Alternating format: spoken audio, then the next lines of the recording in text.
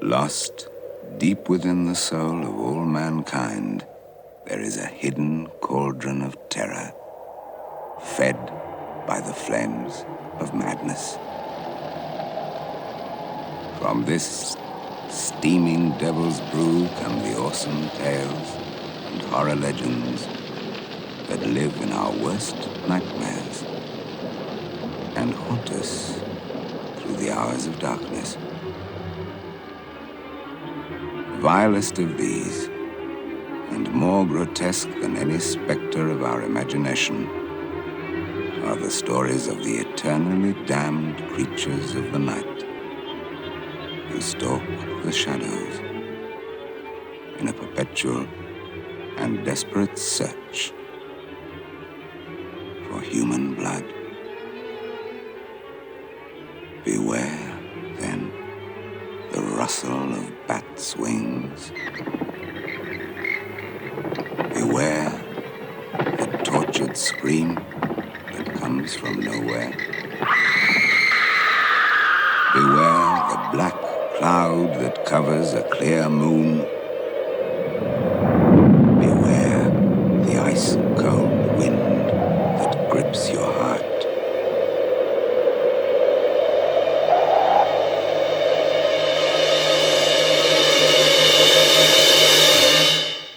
For these are the signs of the vampire.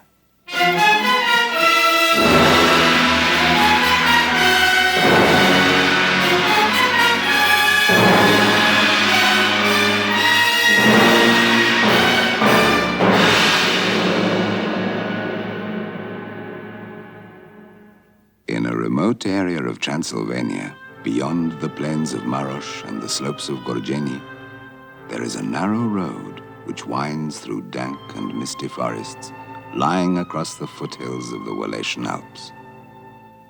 There are no milestones along this road, no signposts to point the way. Some believe that it is a road without end, others that it disappears amidst the swirling fogs that mantle the woods. But there are a few, shepherds and the like, who will tell you in hushed tones that it leads to Castle Dracula.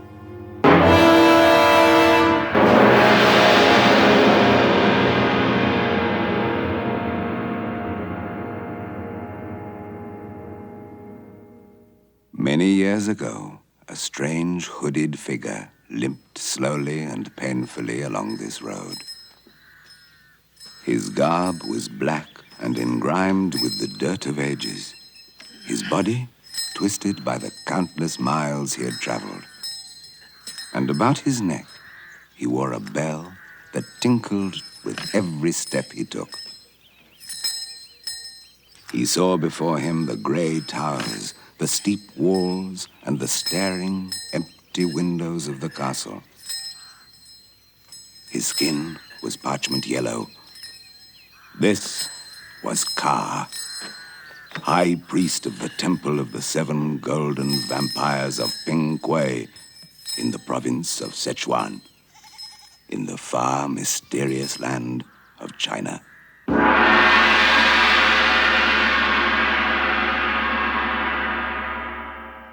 For him, this was the end of a journey, a cursed pilgrimage which had brought him halfway round the world.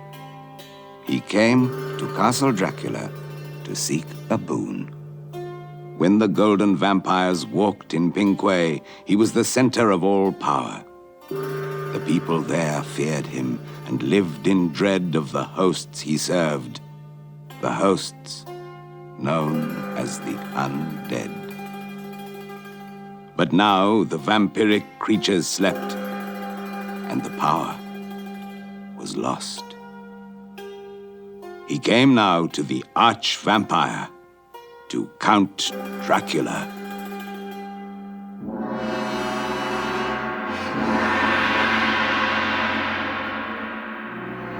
He came to unlock the black secrets of immortality. He came to unleash the blood-red fountain of demonic power.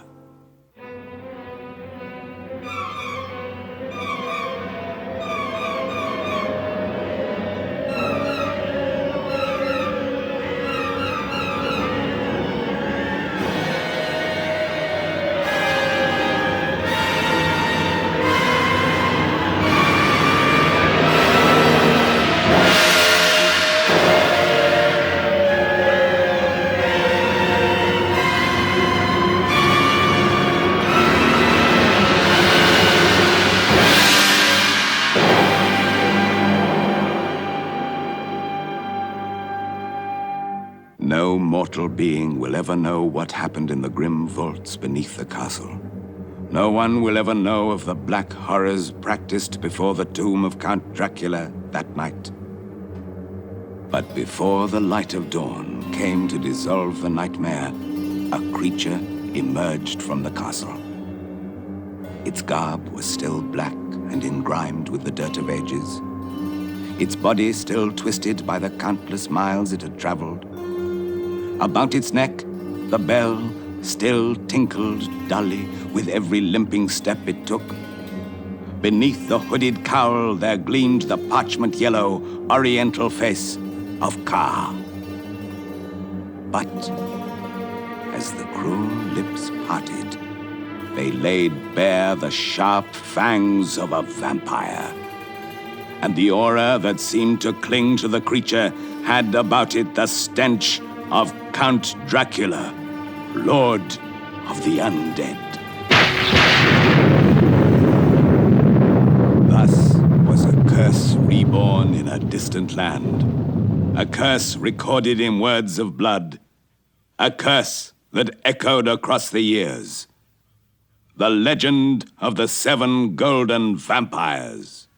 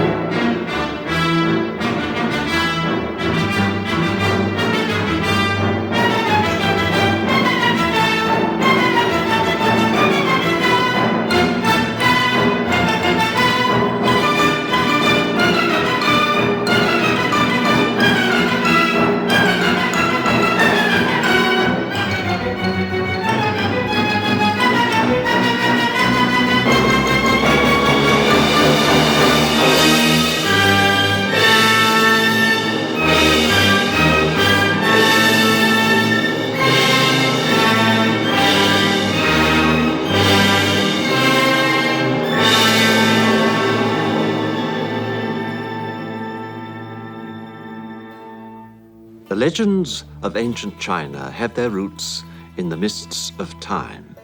Some are awesome and terrifying in their implication. Some are real and have their foundations in truth. I had heard of a doomed village somewhere in the vast center of China, a place that becomes cursed each year at the time of the 7th moon. It cringes in fear as it listens to the distant cries of souls in torment. And terror strikes deep into the souls of the inhabitants. The whispered word is vampire, and the horror is real and very close.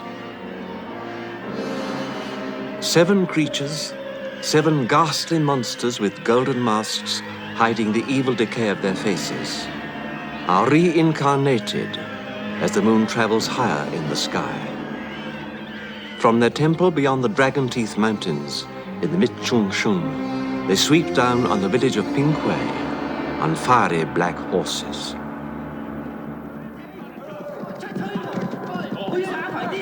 They carry golden swords, and at their breasts hang the strange gleaming bat medallions that are their life force.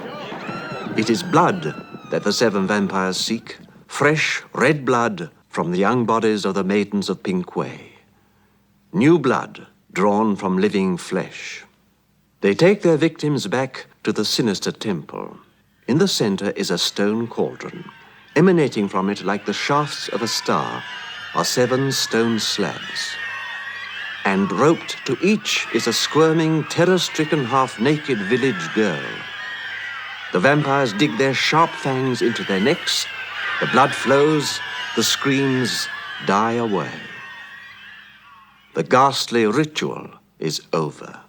It is said that long, long ago, a farmer of the district, whose name was Si Tin Yen, crazed with anguish for his lost daughter, fought the vampires.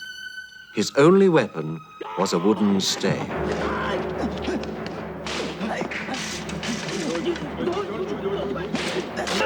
He could not hope to destroy them, and must have known that he would die in the attempt, as indeed he did, most horribly. But as they slashed him down, he tore the bat medallion from the breast of the seventh golden vampire. Deprived of its mystical life force, the creature twisted in agony and screamed before it crashed to the ground.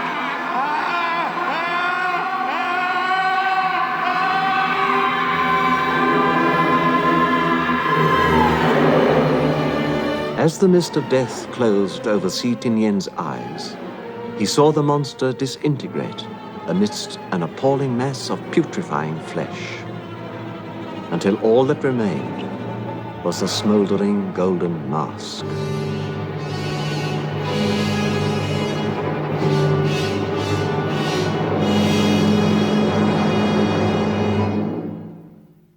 My name is Van Helsing, Lawrence Van Helsing, Professor of Anthropology and the Occult Sciences at the University of London.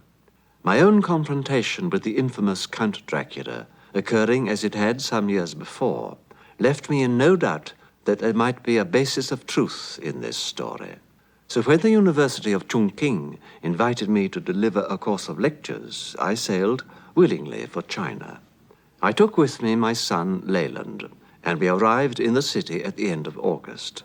Consulting the Oriental calendar, I noted that we were approaching the time of the 7th moon in the year of the snake. There were very few foreigners in Chongqing at this time. Indeed, the only others we came in close contact with were the British Trade Consul and an attractive Swedish lady, Mrs. Vanessa Buren. The latter was a vivacious person of independent character and equally independent means, both of which qualities she would need in order to travel virtually unaccompanied in China at the end of the century. My son, Leyland, had attended Mrs. Buren at a soiree given by the consul. There she had evidently received the unwelcome attentions of a certain General Liang Hong, a local and very powerful warlord.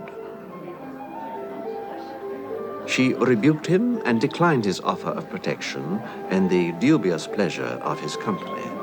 Instead, she asked Leyland if he would escort her home.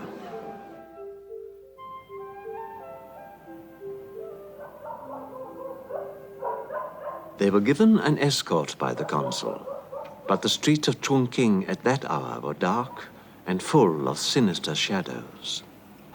I suppose they were no more than halfway home before the attack came. From all directions, they were suddenly assailed by the general's assassins.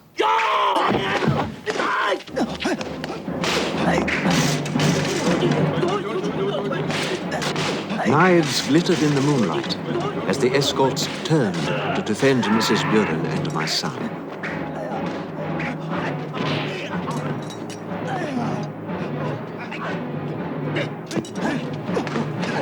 But they were outnumbered by the cutthroats.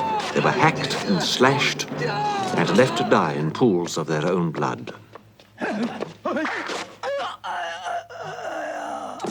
Then there was that ominous, terrible silence that always seems to follow moments of intense violence and horror. The arrow, a sparkling silver shaft, seemed to come from nowhere. It flew through the darkness with incredible speed and buried itself in the throat of the nearest of General Liang Hong's men. They turned to see the bone, a solitary figure, proud, disdainful, dressed in the ancient robes of some priestly order. Already he was fitting a second shaft to the bowstring, even as the stricken assassin fell to his knees and then crashed into the dust of the alleyway. Now the others advanced to meet this unexpected threat.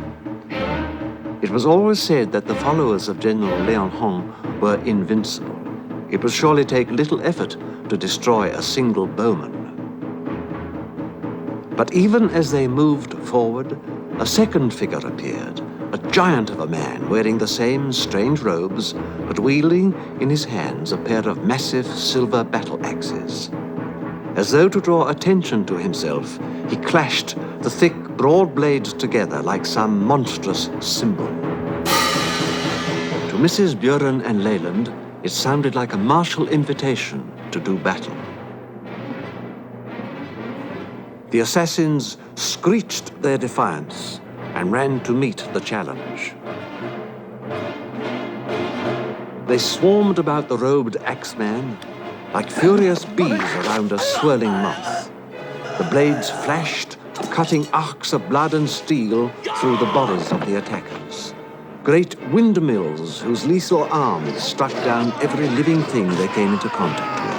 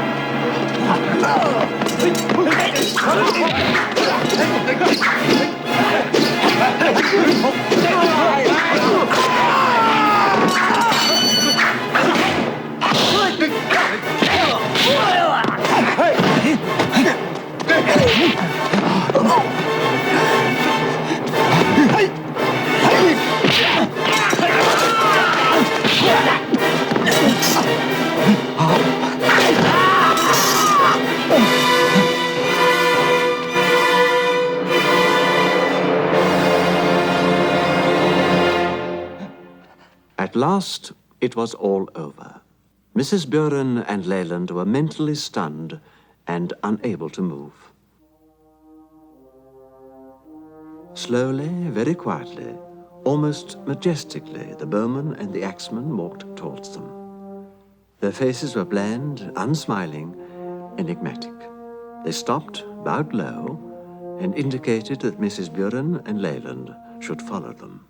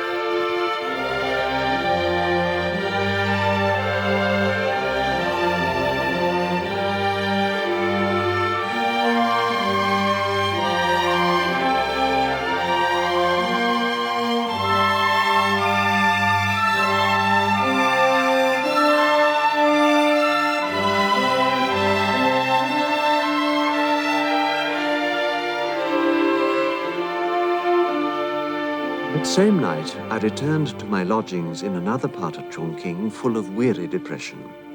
I'd been lecturing at the university all day on my theories regarding the vampiric cults, of my experiences with the horrific Count Dracula, seeking more information about the legend of the 7 golden vampires. The faculty had received me with skepticism and a degree of polite derision. Even before I could light the tallow lamps, I knew that I was not alone in the house. And then I heard a sound behind me, and a young Chinese man came towards me. He was dressed in the white silken robes of a religious order. He called my name softly and bade me have no fear. The intruder introduced himself as Si Ching. He said he had been present at the university that afternoon and had listened with deep attention to my words, for he recognized the truth of what I had said. The village of Pingquay did exist. The farmer I spoke of did die under the circumstances I've described. The temple was there, up in the wild country beyond the Yangtze Gorges, north of the Mitsungshun and the River of Lost Demons. And the golden vampires were still there, as was Ka, high priest of their temple. My visitor's name was Si Ching, and the farmer who died so many years ago was his great-grandfather. It was at this moment that Mrs. Buren and my son arrived to interrupt his words. Breathlessly they told me of their adventure in the dark streets of Chungking, and of their incredible deliverance by the amazing bowman and the giant who swung the twin battle axes. Si Ching smiled and told us that we had been protected ever since our arrival in the city.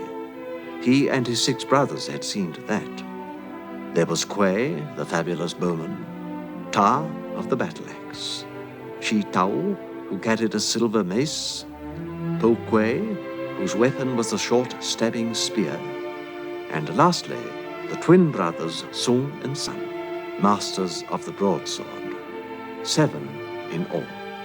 And as I looked at them, I noticed that the ancient arms they carried were all fashioned in gleaming silver.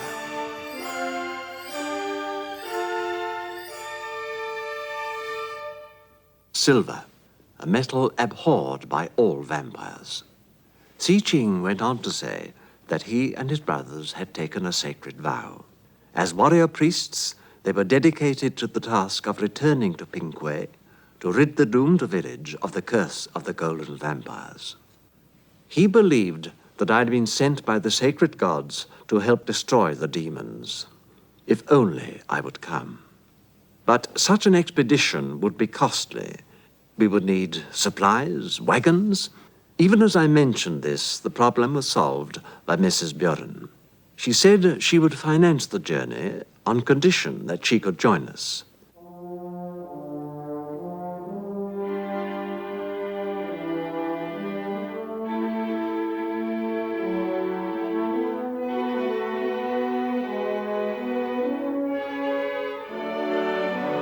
Despite all my forebodings, we embarked on the journey. Something beyond me, beyond my will, seemed to draw me towards the dangers that lay above the Yangtze Gorges.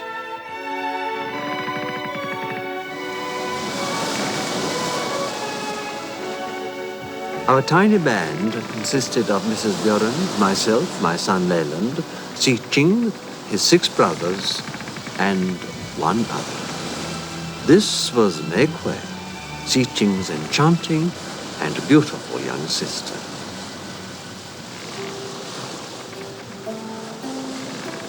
Delicate as a Chinese mountain flower, fragrant as the zephyr breezes of early spring, I could see that Leyland was captivated by her from the start.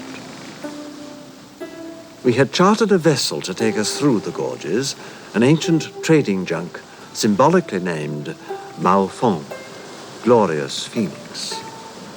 The beginning of the journey was uneventful. One might almost say they were happy days. Apart from the tender love that was springing up between Mei Kuei and Leyland, I noticed the way in which Vanessa Buren gazed at the quiet and dignified Si Ching.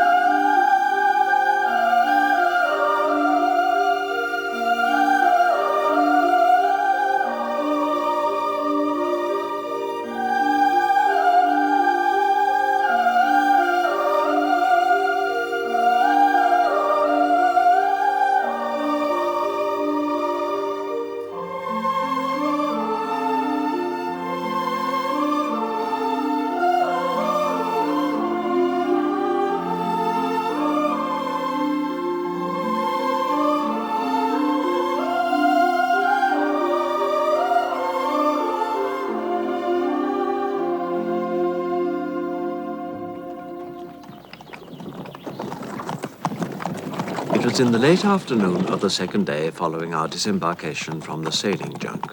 The sun was still hot in the sky. The barren ridges of the Black Valley were like castellated walls hemming us in. It was oppressive, ominous. The Sea Brothers knew long before we did that danger was at hand. On the ridge to our left, a low cloud of dust appeared, and behind it, a horde of black-coated warriors. The brothers formed up into a line with the bowmen slightly to the left on a rocky outcrop. They were joined, much to Leyland's dismay, by the delicate Mei Kuei, who now carried a gleaming silver dagger in each small hand. Chiang, I noticed, carried no weapons, but stood quietly, waiting, with his arms at his side. Leyland and I took rifles from the wagons and awaited the attack. I saw General Leon Han astride a fierce-looking horse appear in the midst of his brigands. His arm went up, and he pointed to the wagons. This was the signal to charge.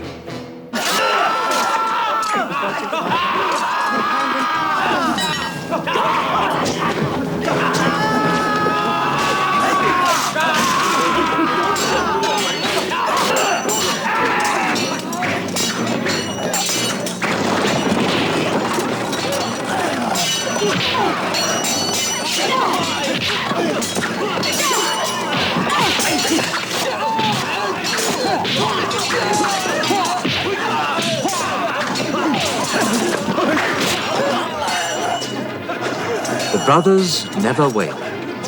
They met the onslaught as we fired into the advancing throng. The twin brothers, Sung and San, stood back to back, their silver swords swinging in unison. Ta's battle axe flashing in the sunlight, and Shi Tao's great mace whirling. I saw Po Kuei's stabbing spear moving like a glint of silver lightning. The whole scene erupted into a cacophony of violent action. Chiang's fists, feet, and body moved in a frenzy of speed as he smashed, hit, and lunged at the general's men. The gentle Mei Kuei, now a wildcat, shadowing her brothers, her tiny form twisting and lashing out like a miniature tornado, the blades of her daggers like darting shafts of scudding sunlight.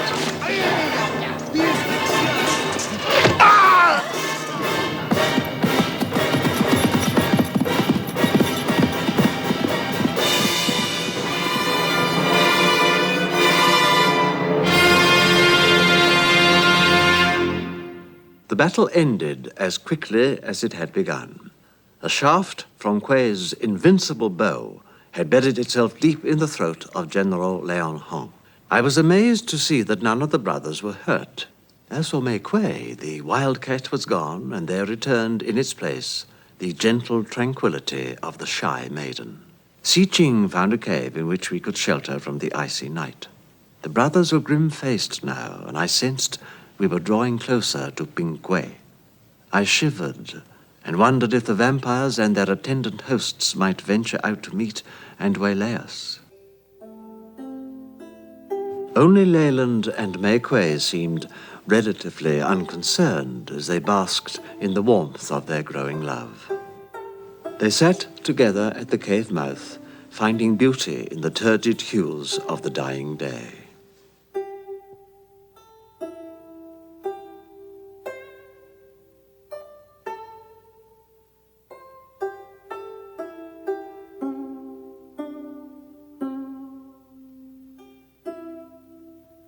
When it is over, Leyland, when there are no more shadows to fear, I shall cook sweet noodles for you and sing you the songs of Sichuan. We shall bathe in the tranquil waters of the Jiangdi and wash away the memories of this time.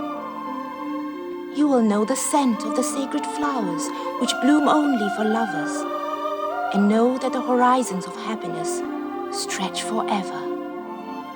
Then will the warm goddess Guan Yin smile gently over us.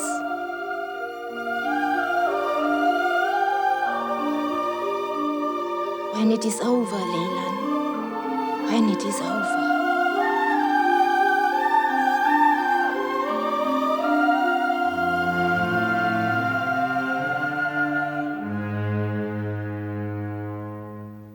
The next day we reached Pingquay, a sad, forlorn little village overshadowed by fear and by that grim temple. Unfortunately, there was no time to rest or recover fully. We had to prepare for the coming night. I supervised the digging of a trench across the main gate leading into the village. This was to be filled with oil. Behind it, we erected a line of sharpened bamboo stakes. We had to do nearly all the work ourselves, the villagers doing little to help. They felt that any resistance to the vampires was useless. The night came too quickly. Over to the east, I could see the distant flashes of lightning. The air was vibrant with thunder. For nearly 2 hours, we waited. In that time, the storm had gathered quickly. There was no rain, but the thunder crashed about our ears, and a wind tore at our clothes and whipped our skin. I felt vulnerable, weak, almost helpless. And then they were upon us.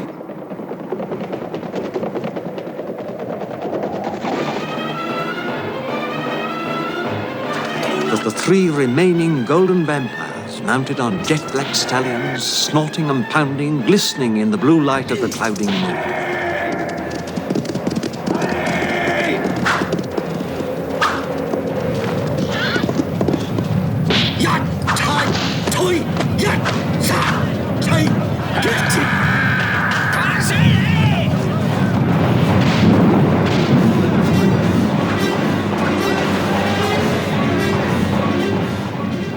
Of the ensuing battle, only vivid flashes remain in my memory.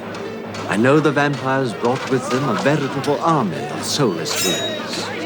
I know that they and their terrible masters swarmed over the brothers. I remember lighting the oil in the trench. I saw Tar, the massive one, drag a dozen of the undead into the flames and perish with them in a blaze of horror.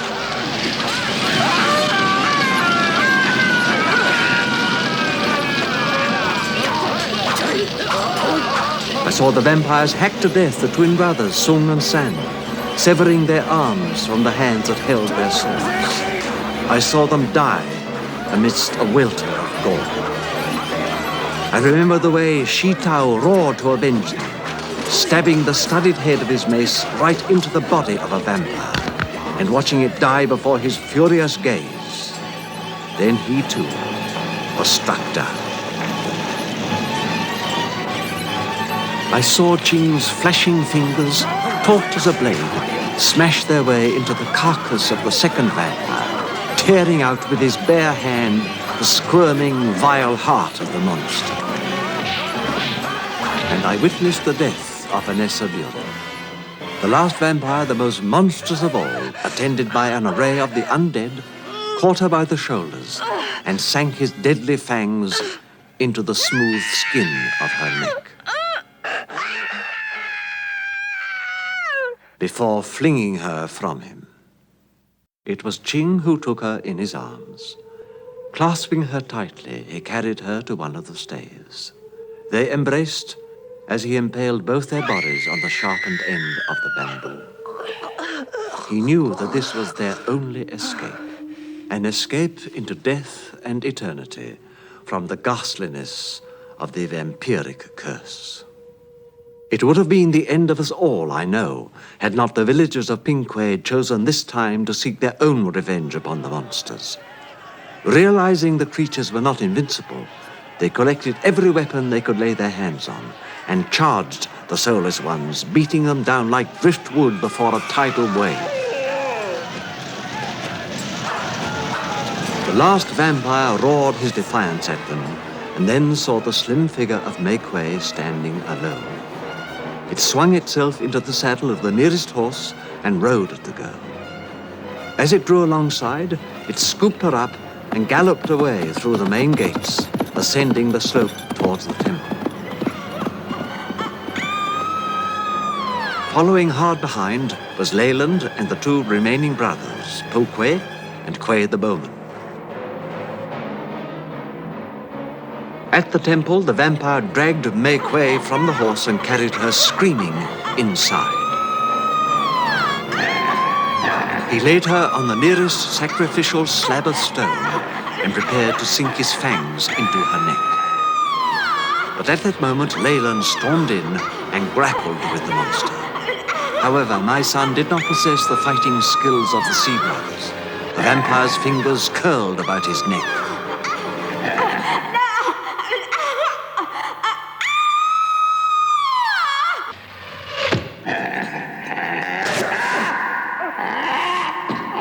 Kwe had followed Leyland into the temple and had sent an arrow tearing into the creature's heart. The gore from the vampire's mortal wound drained down into the cauldron. There it simmered ominously as the body of the creature slithered down into it and decayed into a scum of dust. Leyland gathered up Mei Kwe and shielded her eyes from the awful sight.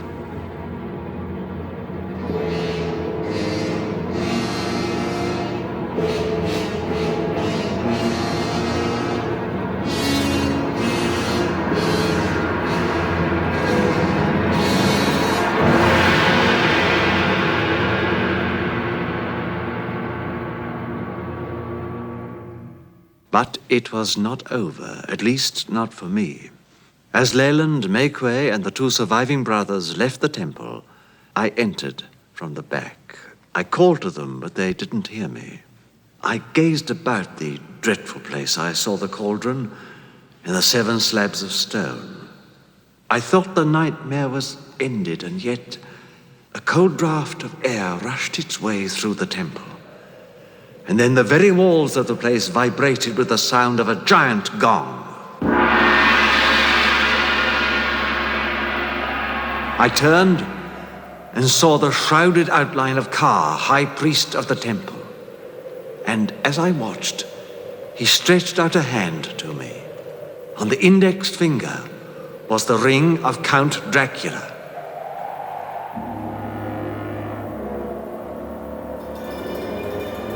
Ka's face seemed to dissolve in an oozing cloud of venom. The oriental features disappeared, and in their place was the lean, gaunt face of the arch-vampire. Almost majestically, he walked towards me, fixing me with his hypnotic gaze. His lips parted, the long, sharp fangs emerged.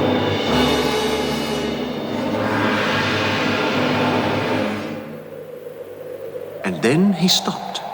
His brow creased into a frown of fury.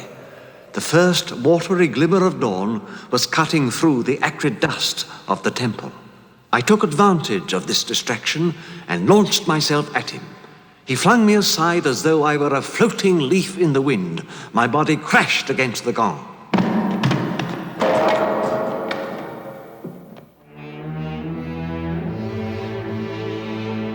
As I fell, my trembling fingers touched the wooden shafted hammer that was used to strike it.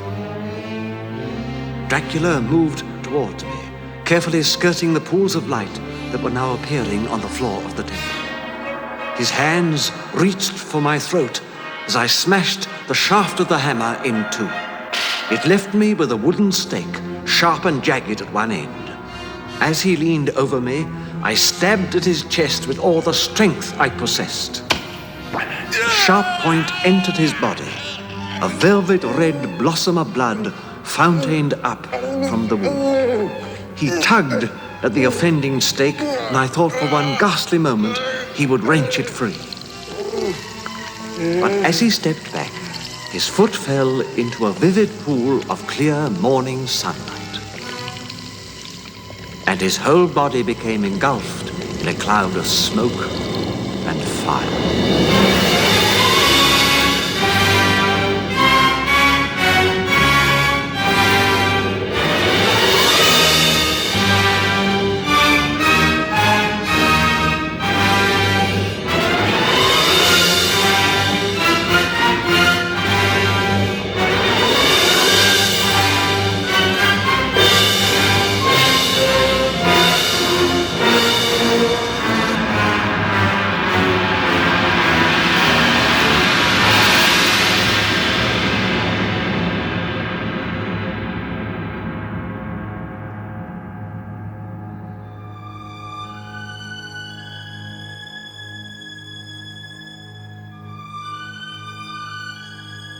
The village of Pingquay still exists, though the legend of the 7 golden vampires has long since been forgotten by all who live there now. The ruins of a temple still stand, casting long shadows down the hillside on clear nights. Not even the oldest of the inhabitants can recall the story or the curse. Yet, strangely enough, no one, man or beast, will venture near the place on the 7th night of the 7th moon. No one quite knows why.